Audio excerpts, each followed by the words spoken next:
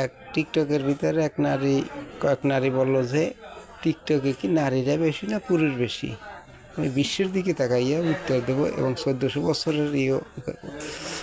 রাসূলের সময় যুদ্ধ কইরা শাহাদাত, এক যুদ্ধে 70 জন সাহাবী মারা গেল।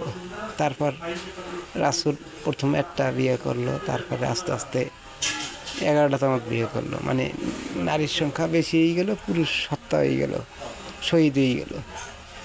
আবার এখন বর্তমানে দ্বিতীয় বিশ্বযুদ্ধের পরে রাশিয়ায় নারীর সংখ্যা বেশি সব জায়গায়।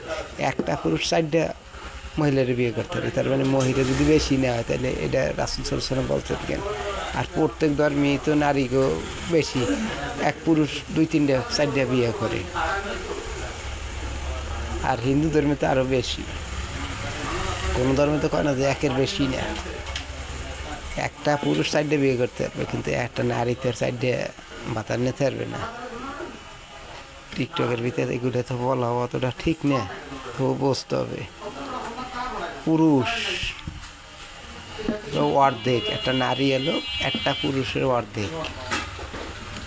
এখন নারীর সংখ্যা কী পরিমাণ টিকটকেও বুঝিয়ে দেখেন যে নারী 4 গুণ বা তারও বেশি হইতে কম না। বুঝলেন? আপনার জবাবটা পাইছেন।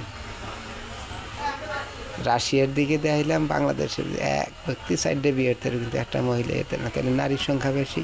অতএব টিকটকেও নারীরা বেশি, পুরুষ কম।